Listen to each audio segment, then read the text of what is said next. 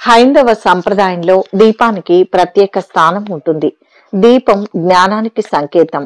దీపం పరబ్రహ్మ స్వరూపం. మనలోని అజ్ఞానపు చీకట్లను పారద్రోలే శక్తి దీపానికి ఉందని వేదాలు చెబుతున్నాయి. అంతటి శక్తి ఉన్న దీపాన్ని ఎలా వెలిగించాలి? దీపారాధన చేయడానికి నియమాలు ఏంటి? ఏ నూనెతో దీపాన్ని వెలిగిస్తే ఎలాంటి ఫలితాలు కలుగుతాయి? ఎన్ని ఒత్తులతో దీపారాధన చేయాలి? ఇంట్లో దీపాలు ఏ దిక్కు వైపున వెలిగితే ఆ ఇంటికి శుభం, అదృష్టం, ఐశ్వర్యం? ఇంట్లో ఈ దిక్కువైపు దీపం వెలిగిస్తే అశుభం.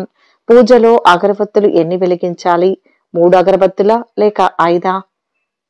ఇంట్లో దీపం ఇలా పెడితే జన్మలో ఊహించని శుభం, అదృష్టం, ఐశ్వర్యం. మరి ఈ విషయాల గురించి ఇప్పుడు తెలుసుకుందాం.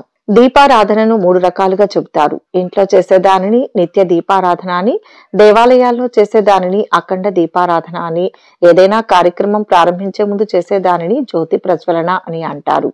నిత్య దీపారాధన చేయడానికి కూడా కొన్ని నియమాలు ఉంటాయి. రోజులో దీపారాధనను సూర్యోదయానికి ముందు, సూర్యాస్తమయం సమయంలో మాత్రమే చేయాలి. అంతేకాని ఎప్పుడు పడితే అప్పుడు దీపారాధనను చేయకూడదు. ముఖ్యంగా ప్రదోష కాలమందు వెలిగించే దీపం అత్యంత మంగళకరమైనదిగా శాస్త్రాలు చెబుతున్నాయి.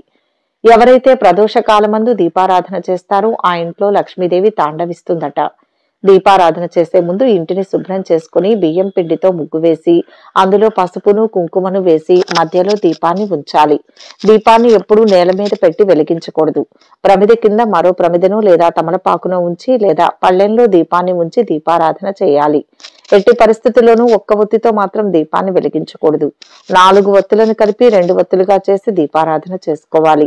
అలాగే చాలా మంది దీపంలో ఒత్తులను ఉంచి ఆ తర్వాత నూనె పోసి దీపారాధన చేస్తూ ఉంటారు. అలా అస్సలు చేయకూడదని, ముందుగా దీపంలో నూనె పోసి ఆ తర్వాత ఒత్తులను ఉంచాలని, ఆ ఒత్తులు కొద్దిగా నానిన తర్వాత దీపారాధన చేయాలని పండితులు చెబుతున్నారు. అదేవిధంగా దీపారాధనను ఏ నూనెతో చేయాలని చాలా మంది సందేహపడుతుంటారు. దీపారాధన చేయడానికి ఆవు నెయ్యి చాలా శ్రేష్టమైంది. ఆవు నెయ్యి అందుబాటులో లేని వారు నువ్వుల నూనె, కొబ్బరి నూనె, వేప నూనె, ఆముదం నూనెలతో దీపారాధన చేసుకోవచ్చు. మనం ఉపయోగించే ఒక్కో నూనెకు ఒక్కో ఫలితం ఉంటుంది. ఆవు నెయ్యితో దీపం వెలిగిస్తే అనారోగ్య సమస్యలు తొలగిపోతాయి. నువ్వుల నూనెతో ముఖ్యంగా శనీశ్వరుడికి దీపారాధన చేస్తే గ్రహ దోషాలన్నీ తొలగిపోతాయి. నువ్వుల నూనెతో దీపారాధన చేస్తే భార్యాభర్తల మధ్య సఖ్యత నెలకొంటుంది. ఎట్టి పరిస్థితుల్లో కూడా గేదె నెయ్యితో దీపారాధన చేయకూడదని పండితులు సూచిస్తున్నారు. తూర్పు ముఖంగా దీపం వెలిగిస్తే ఈతి బాధలు, గ్రహ బాధలు, దుఃఖాలు తొలగిపోతాయి. పడమటి వైపు ముఖం దీపం వెలిగిస్తే రుణ బాధలు తొలగిపోతాయి. ఇంకా శనిగ్రహ దోష నివారణ కలుగుతుంది. ఉత్తర ముఖంగా దీపం వెలిగిస్తే సిరి సంపదలు కలుగుతాయి. విద్యకు, వివాహానికి ఆటంకాలు ఏమైనా ఉంటే తొలగిపోతాయి. దక్షిణ ముఖంగా దీపారాధన చేస్తే అపశకునాలు ఎదురై దుఃఖ బాధలు కలుగుతాయి. ప్రతి ఇంట్లో ఉదయం, సాయంత్రం దీపారాధన చేసే అలవాటు, సంప్రదాయం ఉంటుంది.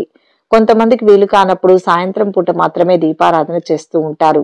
కొందరు పౌర్ణమి, ఇతర ముఖ్యమైన రోజుల్లో ఆలయాలకు వెళ్లి దీపాలను వెలిగిస్తూ ఉంటారు. ఇలా దీపం వెలిగించే సంప్రదాయం అనాదిగా వస్తూ ఉంది. అయితే దీపానికి ఆవు నెయ్యి, నువ్వుల నూనె, ఆముదం ఎక్కువగా ఉపయోగిస్తారు. దీపంలో 2 ఒత్తులు వేసి వెలిగించే సాంప్రదాయం గురించి కూడా అందరికీ తెలిసిందే. అయితే మీరు చేస్తున్న దీపారాధన ప్రక్రియ సరిగ్గానే ఉందా? మీరు పాటిస్తున్న నియమాలు సరైనవేనా కాదా అన్న విషయం తెలుసుకోవడం మంచిది. నిత్యం చేసేదే అయినా దీపారాధనలో కొంతమంది తెలుసు కానీ తెలియక కానీ కొన్ని పొరపాట్లు చేస్తూ ఉంటారు. అలాంటి చిన్న చిన్న పొరపాట్లను తెలుసుకుని మరోసారి చేయకుండా ఉండడం మంచిది. సాధారణంగా దీపారాధనలో చేసే పొరపాట్లేంటో ఇప్పుడు చూద్దాం. ఈ క్రమంలోనే దీపారాధన చేసే సమయంలో కొన్ని నియమాలను పాటిస్తూ పొరపాట్లు జరగకుండా పూజించడం వల్ల ఏ విధమైనటువంటి ఇబ్బందులు తలెత్తవని పండితులు చెబుతున్నారు.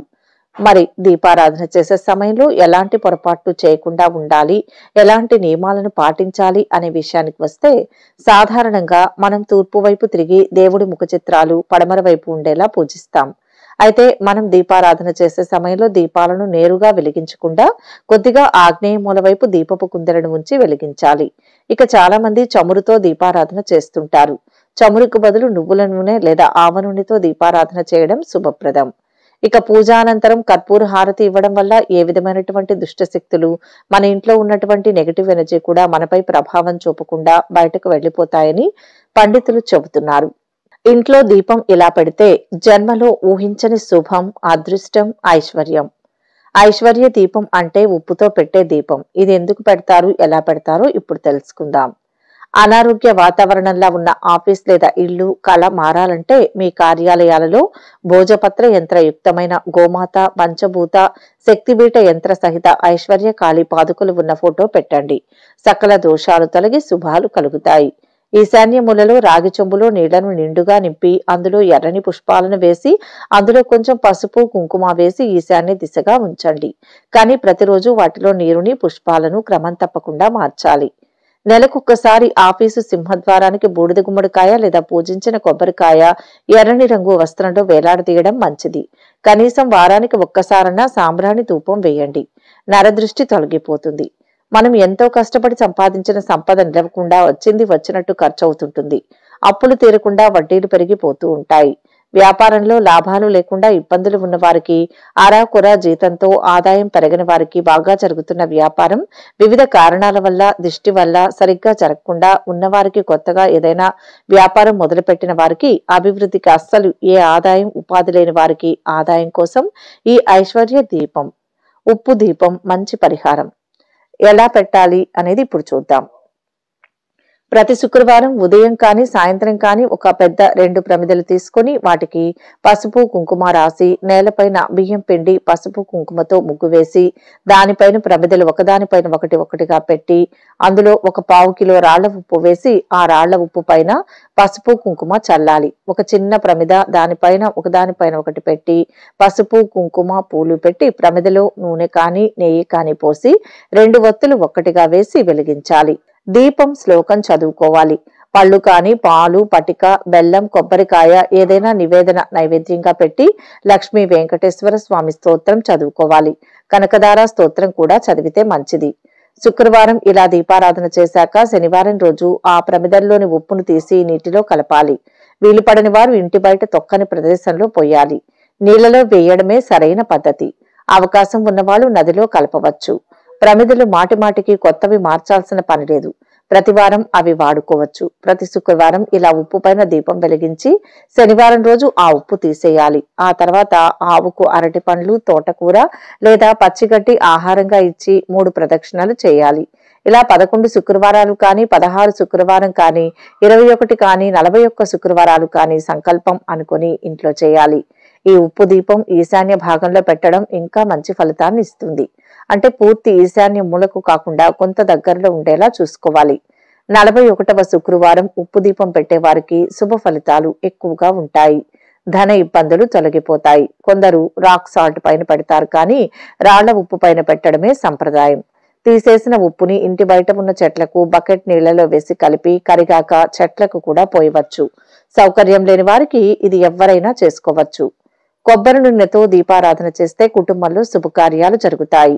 రావి చెట్టు కింద ఉండే నాగదేవతల విగ్రహాలకు పూజ చేసేటప్పుడు శ్రీ అశ్వథ నారాయణ స్వామి వారికి కొబ్బరి నూనెతో దీపారాధన చేస్తే దాంపత్య జీవితం సుఖంగా సంతోషంగా ఉంటుంది. కుజదోషం ఉన్నవారు మంగళవారం కానీ శుక్రవారం నాడు కానీ కొబ్బరి నూనెతో దీపాలను వెలిగించి పూజ చేసి పప్పుతో బొబ్బట్లు చేసి నైవేద్యం పెట్టి వాయనంగా 11 మంది ముత్తైదువులకు దానమిస్తే వారికి కుజదోషం తొలగిపోయి సత్వరమే వివాహం అవుతుంది. మహాలక్ష్మీదేవికి కొబ్బరి నూనెతో 40 రోజులు ఆరాధిస్తే వారికి రావాల్సిన అప్పులు వసూలవుతాయి. ఎవరైతే ప్రతిరోజు మహాలక్ష్మికి కొబ్బరి నూనెతో దీపారాధన చేసి కొబ్బరి పంచదారను నైవేద్యంగా పెట్టి పూజిస్తారో వారింట్లో శుభకార్యాలు జరుగుతాయి. పితృదేవతలకు శ్రాద్ధాలు పెట్టే సమయంలో కొబ్బరి నూనెతో దీపారాధన చేస్తే వారి వారి పితృదేవతలకు స్వర్గలోకాలు ప్రాప్తిస్తాయి. ప్రతి శనివారం నాడు శ్రీ వెంకటేశ్వర స్వామి వారికి కొబ్బరి నూనెతో దీపారాధన చేసి తులసి దళాలతో మాల కట్టి ప్రార్థించి హారంగా వేస్తారో వారికి జీవితాంతం ఆర్థిక సమస్యలు రావు. హరిద్వార్లో సాయం సంధ్యలో గంగా దీపాన్ని కొబ్బరి నూనెతో వెలిగించి నదిలో వదిలితే వారికి కుటుంబ సభ్యులకు జీవితాంతం ప్రతి ఏటా గంగా స్నానం చేసిన ఫలితం కలుగుతుంది. ఎవరైతే కాశీలో విశ్వేశ్వర స్వామి వారికి సోమవారం రాత్రి హారతి ఇచ్చేటప్పుడు కొబ్బరి నూనెతో దీపారాధన చేస్తారో వారికి వారు కోరుకున్న కార్యాలు నిర్విఘ్నంగా పూర్తవుతాయి. ఈ వీడియో కనుక మీకు నచ్చినట్లయితే లైక్ చేయండి, షేర్ చేయండి. మరిన్ని ఆధ్యాత్మిక విషయాల కోసం మా ఛానల్ను సబ్స్క్రైబ్ చేసుకోండి.